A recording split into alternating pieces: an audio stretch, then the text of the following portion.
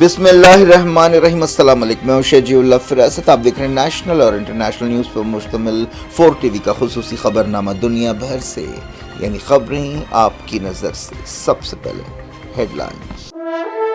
مہاراجہ دلہا house پہ suit اور شیروانی یقینی طور پر مارکیٹ سے 50% کم دام پہ حاصل کیجیے۔ باتیں نہیں، حقیقی طور پر وقت اور پیسے کی بچت کیجیے۔ سپر اسٹار سلمان خان کی فیملی بھی ہمارے کام سے بہت خوش ہے۔ یہ آفر صرف اور صرف مہاراجہ دلہا ہاؤس پر، ایک ہی دام، ہول سیل دام، ایبٹ سرکل، سدھی امبر بازار، گول مسجد، گن فاؤنڈری، ایبٹس، حیدرآباد۔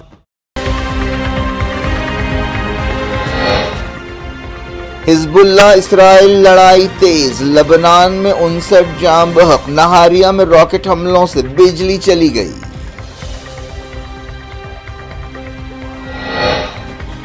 غزہ میں اسرائیلی حملے، 24 گھنٹوں میں 35 شہید، جبالیہ میں کئی عمارتیں ڈھیر۔ لبنان جنگ بندی بات چیت کے خلاف نہیں ہے، سپریم لیڈر خامنائی کے ایڈوائزر کا بیان۔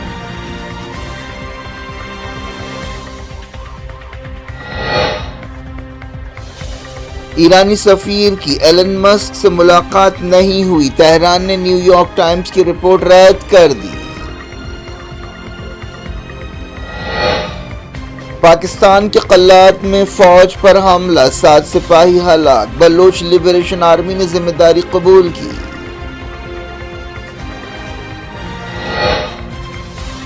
مودی 3 ملکوں کے دورے پر روانہ، کہا G20 سمٹ میں بامقصد بات چیت چاہتا ہوں۔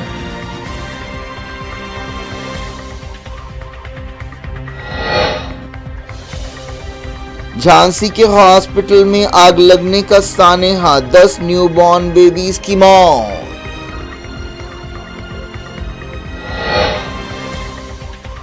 الیکشن کمیشن نے امت شاہ اور راہل گاندھی کے بیانات پر کانگریس اور بی جے پی لیڈرز کو بھیجی نوٹسیں۔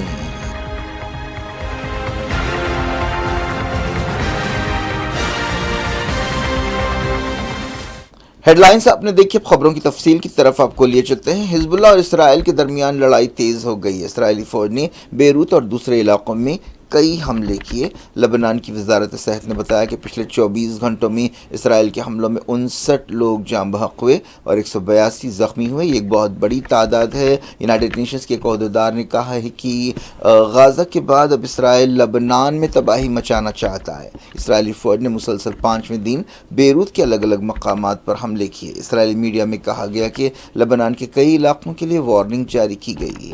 حزب اللہ نے اسرائیل میں کئی جگہ حملے کیے۔ ساؤتھ لبنان کے قریب حزب اللہ اور اسرائیلی فوج میں لڑائی جاری رہی۔ نہاریہ علاقے میں حزب اللہ کے راکٹ حملوں کی وجہ سے بجلی چلی گئی۔ اسرائیلی میڈیا میں کہا گیا کہ حزب اللہ کا ایک ڈرون نہاریہ کی بڑی عمارت سے ٹکرایا۔ فوج نے دعویٰ کیا کہ حزب اللہ کے ڈرونز کو روکا بھی گیا۔ 100 سے زیادہ راکٹ لبنان میں گرنے کی خبر ہے۔ ایران نے لبنان جنگ بندی کی بات چیت کو ہری جھنڈی دکھا دی ہے۔ ایک سینئر عہدیدار کے حوالے سے یہ بات کہی گئی۔ ایسا اشارہ دیا گیا کہ ایران جلد سے جلد سیز فائر چاہتا ہے۔ حزب اللہ پچھلے سال اکتوبر سے اسرائیلی فوج کے ساتھ جنگ لڑ رہی ہے۔ پچھلے کچھ مہینوں میں یہ لڑائی تیز ہو گئی ہے۔ امریکہ کے اعلیٰ عہدیدار نے لبنان جنگ بندی کے لیے ایک تجویز پیش کی ہے۔ اس سلسلے میں امریکہ کے سفیر نے لبنانی پارلیمنٹ کے اسپیکر نبیل بیری سے ملاقات کی تھی۔ ان سرگرمیوں کے بیچ ایران کے سپریم لیڈر سید علی خامنائی کے ایڈوائزر علی لاریجانی نے بیروت کا دورہ کیا اور لبنان کے وزیر اعظم نجیب میقاتی سے ملاقات کی۔ اس سوال پر کہ کیا وہ امریکہ کے جنگ بندی منصوبے کو ناکام بنانے کے لیے بیروت آئے ہیں، علی لاریجانی نے کہا کہ ہم سبوتاژ کرنا نہیں چاہتے، ہم مسائل کا حل چاہتے ہیں۔ حزب اللہ نے لبنان کے بارے میں یونائٹڈ نیشنز کی سیکیورٹی کونسل کی قرارداد 1701 پر عمل کا مطالبہ کیا۔ اس قرارداد کا تعلق لبنان میں امن کوششوں سے ہے۔ بات کرتے ہیں غزہ کی۔ غزہ میں اسرائیل کے حملوں میں جاں بحق فلسطینیوں کی تعداد 43,799 ہو گئی ہے۔ غزہ کی وزارت صحت نے یہ بات بتائی۔ ایک بیان میں کہا گیا کہ 7 اکتوبر 2023 کو شروع ہونے والی جنگ میں اب تک 1,03,601 فلسطینی زخمی ہوئے ہیں۔ غزہ کی وزارت صحت نے ایک بیان میں کہا کہ پچھلے 24 گھنٹوں میں غزہ میں 35 فلسطینی شہید ہوئے اور 111 زخمی ہوئے۔ ایسا اندازہ ہے کہ مرنے والوں کی تعداد کہیں زیادہ ہو ہو سکتی ہے۔ سمجھا جا رہا ہے کہ ملبوں کے نیچے کم سے کم 10,000 لاشیں اب بھی دفن ہیں۔ ایک دن پہلے ایک رپورٹ میں عہدیداروں کے حوالے سے کہا گیا تھا کہ غزہ کی عمارتیں مکینوں کے لیے قبر بنتی جا رہی ہیں۔ غزہ کے الگ الگ مقامات پر اسرائیلی فوج کی کارروائیاں جاری رہیں۔ ہفتے کو ساؤتھ غزہ کے رفح میں کیے گئے ایک حملے میں 5 فلسطینی جاں بحق ہوئے۔ اسرائیلی فوج نے جبالیہ میں جو نارتھ غزہ میں کئی عمارتوں کو گرا دیا۔ اسرائیل 1 مہینے سے جبالیہ اور دوسرے مقامات پر آپریشن کر رہا ہے، جس میں ایک اندازے کے مطابق 2000 فلسطینی شہید ہوئے۔ ایران نے سیریا میں اسرائیلی فوج کی جارحیت کی مذمت کی ہے۔ ایران کی وزارت خارجہ نے UN سیکیورٹی کونسل سے کہا کہ وہ عرب ملک سیریا میں ناجائز طاقت یعنی اسرائیل کے جنگی جرائم کو روکیں۔ اسرائیل وقفے سے سیریا میں حملے کر رہا ہے۔ سیریا جنگ کے دوران ہی ایسی کوششیں ہو رہی ہیں۔ حال ہی میں دمشق میں کیے گئے ایک حملے میں 15 لوگ ہلاک ہوئے تھے۔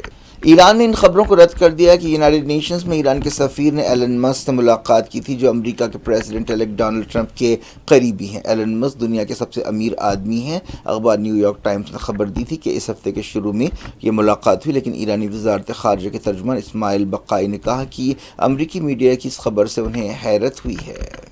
یوکرین کے صدر وولودیمیر زیلنسکی نے کہا ہے کہ انہیں یقین ہے کہ ڈونلڈ ٹرمپ کے صدر بننے کے بعد رشیا کے ساتھ یوکرین کی جنگ جلد ختم ہو جائے گی۔ زیلنسکی نے کہا کہ انہوں نے ٹیلی فون پر ٹرمپ سے بات چیت کی تھی۔ یہ بات چیت امریکی الیکشنز میں ٹرمپ کی کامیابی کے بعد ہوئی تھی۔ انہوں نے یہ نہیں بتایا کہ انہوں نے ٹرمپ کے ساتھ بات چیت کے موقع پر کیا کوئی مطالبہ کیا۔ ٹرمپ کئی بار کہہ چکے ہیں کہ وہ جنگ ختم کرنا چاہتے ہیں۔ سمجھا جاتا ہے کہ رشیا کے ساتھ امریکہ کے موجودہ صدر جو بائیڈن کے مقابلے میں ٹرمپ کے اچھے تعلقات ہیں۔ ڈونلڈ ٹرمپ جنوری میں امریکہ کے صدر کی حیثیت سے ذمہ داری سنبھالیں گے۔ وہ اپنی ٹیم بنانے میں مصروف ہیں۔ وہ ایسے وزیروں کو چن رہے ہیں جن پر حیرت کا اظہار کیا جا رہا ہے۔ انہوں نے بعض متنازع لوگوں کو وزیر یا سیکریٹری بنانے کا اعلان کیا ہے، جس میں ویکسین پر شبہ کرنے والے کو وزیر صحت بنانا اور ان کے ہی خلاف تحقیقات کرنے والے امیدوار یا لیڈر کو اٹارنی جنرل بنانا شامل ہے۔ امریکہ کے کئی مسلم لیڈرز نے اسرائیل کے حق میں ڈونلڈ ٹرمپ کے فیصلوں پر تنقید کی ہے۔ غزہ اور لبنان کے بارے میں جو بائیڈن حکومت کی پالیسیوں سے ناراض کئی مسلمانوں اور لبرلز نے حالیہ الیکشنز میں ڈونلڈ ٹرمپ کے لیے ووٹ دیا تھا۔ فیلاڈیلفیا کے ایک بزنس مین اور مسلمز فار ڈونلڈ ٹرمپ کے بانی ربیع الچودھری نے کہا کہ ٹرمپ کو ہماری وجہ سے جیت حاصل ہوئی ہے، لیکن ہم ان کے فیصلوں سے خوش نہیں ہیں۔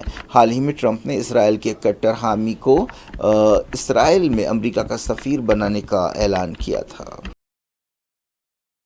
پاکستان کے بلوچستان صوبے کے قلات میں علیحدگی پسندوں کے ایک حملے میں 7 پاکستانی فوجی ہلاک ہو گئے اور کئی زخمی ہوئے۔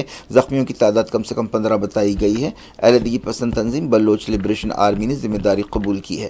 پاکستانی عہدیداروں کا دعویٰ ہے کہ اس تنظیم کو باہر کے ملکوں خاص طور پر انڈیا کی مدد حاصل ہے۔ یہ حملہ جمعے کی رات کیا گیا۔ زخمیوں کو علاج کے لیے کوئٹہ شفٹ کیا گیا۔ بلوچ لبریشن آرمی کی سرگرمیوں میں حالیہ دنوں میں اضافہ ہوا ہے۔ پاکستانی وزیر اعظم شہباز شریف نے حملے کی مذمت کی ہے۔ انہوں نے دہشت گردوں کے خلاف سخت سے سخت کارروائی کا وعدہ کیا۔ قلات بلوچستان کے دارالحکومت کوئٹہ سے 150 کلومیٹر کی دوری پر ہے۔ قلات میں زیادہ تر بلوچ قبیلے رہتے ہیں۔ پاکستان بننے سے پہلے قلات ایک آزاد ریاست تھی۔ امریکہ کے صدر جو بائیڈن اور چائنا کے صدر زی جن پنگ کے درمیان اب سے کچھ دیر بعد ملاقات ہونے والی ہے۔ دونوں لیڈرز نے پیرو میں ہونے والی ایشیا پیسیفک اکنامک کوآپریشن تنظیم کی میٹنگ میں حصہ لیا۔ یہ بائیڈن اور زی کی تیسری ملاقات ہے۔ چائنا اور امریکہ دنیا کی 2 بڑی طاقتیں ہیں۔ ٹرمپ کی پہلی میعاد کے دوران امریکہ چائنا تعلقات پستی پر چلے گئے تھے۔ ٹرمپ جو ٹیم بنا رہے ہیں اس سے صاف جھلک رہا ہے کہ چائنا کے ساتھ تعلقات کے معاملے میں ان کی دوسری میعاد کچھ الگ نہیں ہوگی۔ جیو پولیٹکس کے علاوہ تجارتی معاملات میں بھی امریکہ اور چائنا کے درمیان کئی اختلافات پائے جاتے ہیں اور ان کے مفادات ٹکراتے ہیں۔ وزیر اعظم نریندر مودی نائجیریا، برازیل اور گیانا کے 5 دن کے دورے پر روانہ ہو گئے ہیں۔ اس موقع پر مودی نے کہا کہ یہ نائجیریا میں ان کا پہلا دورہ ہے جو ویسٹ افریقہ میں انڈیا کا قریبی پارٹنر ہے۔ مودی نے کہا کہ ان کا دورہ اسٹریٹجک پارٹنرشپ کو مضبوط بنانے کا ایک موقع ہے۔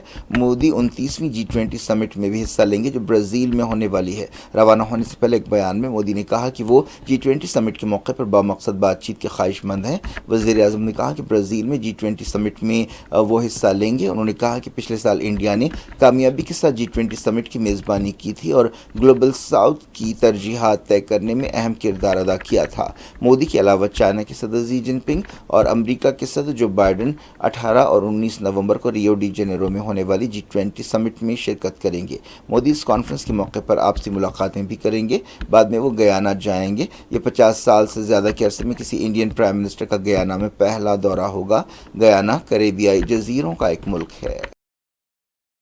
اتر پردیش کے جھانسی میں جمعے کی رات ایک ہاسپٹل میں آگ لگنے سے ایک سانحہ ہوا ہے جس میں 10 نیو بورن بیبیز کی موت ہو گئی ہے۔ اس افسوسناک حادثے کے بعد کم سے کم 16 بچے اپنی زندگی کے لیے لڑ رہے ہیں۔ یہ سانحہ کل رات 11:15 بجے مہارانی لکشمی بائی میڈیکل کالج کے نیونیٹل انٹینسیو کیئر یونٹ میں پیش آیا۔ اس وقت ہاسپٹل میں کم سے کم 54 بچے شریک تھے۔ عہدیداروں نے فوری حرکت میں آتے ہوئے 44 بچوں کو بچایا۔ ہاسپٹل میں صبح سے افراتفری دیکھی جا رہی ہے۔ زخمی بچوں کے ماں باپ کو انہیں دیکھنے سے روکا جا رہا ہے۔ ہاسپٹل کے باہر رشتہ دار جمع ہیں جو کافی غصے میں ہیں۔ انہوں نے راستہ بند کر دیا۔ آگ کیسے لگی اس بارے میں طرح کے اندازے لگائے جا رہے ہیں، لیکن deputy chief minister Brijesh Pathak نے کہا کہ آکسیجن کانسنٹریٹر کے اندر شارٹ سرکٹ کی وجہ سے آگ لگی۔ چیف منسٹر یوگی آدتیہ ناتھ نے عہدیداروں کو ہدایت دی کہ وہ جنگی بنیادوں پر ریسکیو آپریشن کریں۔ انہوں نے مرنے والے بچوں کے خاندانوں کے لیے 5 لاکھ روپے معاوضے کا اعلان کیا۔ اس کے علاوہ زخمیوں کے لیے 50 ہزار روپے دیے جائیں گے۔ صدر جمہوریہ دروپدی مرمو اور وزیر اعظم نریندر مودی نے آگ لگنے کے سانحے پر تکلیف کا اظہار کیا۔ اتر پردیش کی اپوزیشن نے الزام لگایا کہ یہ حادثہ ہاسپٹل ایڈمنسٹریشن کی لاپرواہی کا نتیجہ ہے۔ S P chief Akhilesh Yadav نے ذمہ داروں کے خلاف کارروائی کا مطالبہ کیا۔ یوپی حکومت نے جھانسی ہاسپٹل سانحے کی 3 سطحی تحقیقات کا حکم دیا ہے۔ الیکشن کمیشن آف انڈیا نے مہاراشٹر اور جھارکھنڈ اسمبلی الیکشنز کی مہم کے دوران شکایتوں پر کانگریس اور بی جے پی لیڈرز کو نوٹسیں بھیجی ہیں۔ الیکشن کمیشن نے بی جے پی صدر جے پی نڈا اور کانگریس صدر ملکارجن کھرگے کو اس سلسلے میں خط روانہ کیے۔ خاص طور پر راہل گاندھی اور امت شاہ کی تقریروں کے سلسلے میں نوٹسیں جاری کی گئیں۔ نڈا اور ملکارجن کھرگے اتوار اور پیر کی درمیانی رات 1 بجے تک اپنا جواب داخل کر سکتے ہیں۔ مہاراشٹر میں 20 نومبر کو الیکشنز ہونے والے ہیں۔ اسی دن یعنی 20 نومبر کو جھارکھنڈ میں اسمبلی الیکشنز کا دوسرا مرحلہ ہے۔ 13 نومبر کو جھارکھنڈ میں پہلا مرحلہ ہوا تھا۔ اب دونوں ریاستوں کے ووٹوں کی گنتی 23 نومبر کو ہوگی۔ انٹرنیشنل کرکٹ کونسل ICC نے چیمپئنز ٹرافی ٹور کا اعلان کیا ہے۔ کرکٹ کے چاہنے والوں کو پاکستان کے دارالحکومت اسلام آباد کے اہم مقامات مثلاً فیصل مسجد، یادگار پاکستان اور دامن کوہ میں اس ٹرافی کو دیکھنے کا موقع ملے گا۔ سابق fast bowler Rawalpindi express Shoaib Akhtar کی قیادت میں ٹرافی کی رونمائی ہوگی۔ اس ٹرافی کو اسلام آباد کے علاوہ الگ الگ شہروں سے گزارا جائے گا جن میں ٹکسلا، خانپور، ایبٹ آباد، مری شامل ہیں۔ یہ سلسلہ ہفتے کو شروع ہوگا۔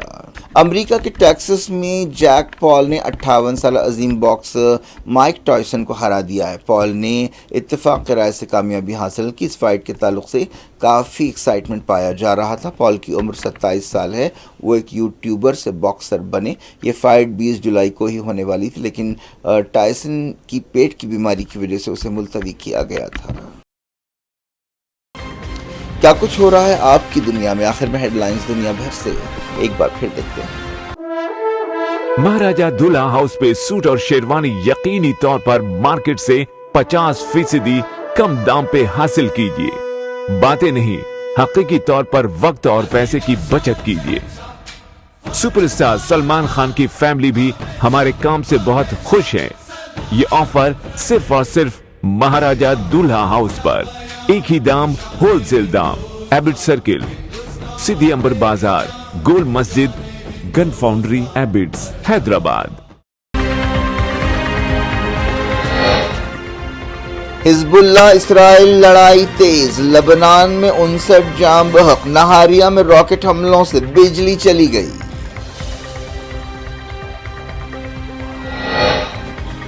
غزہ میں اسرائیلی حملے، 24 گھنٹوں میں 35 شہید، جبالیہ میں کئی عمارتیں ڈھیر۔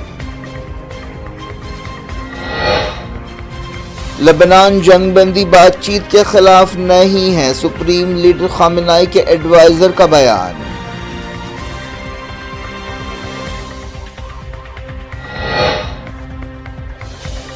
ایرانی سفیر کی ایلن مسک سے ملاقات نہیں ہوئی، تہران نے نیو یارک ٹائمز کی رپورٹ رد کر دی۔ پاکستان کے قلات میں فوج پر حملہ، 7 سپاہی ہلاک، بلوچ لبریشن آرمی نے ذمہ داری قبول کی۔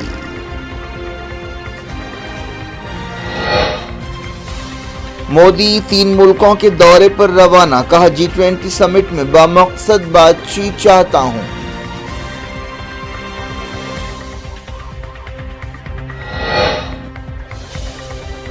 جھانسی کے ہاسپٹل میں آگ لگنے کا سانحہ، 10 نیو بورن بیبیز کی موت۔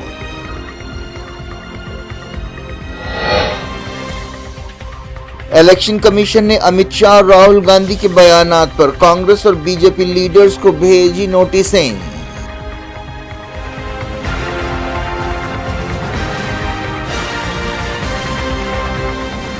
یہ تھی آج کی خبریں۔ شجیع الافراد سب کو دیں اجازت اور اپنا بے حد خیال رکھیں۔ اللہ حافظ۔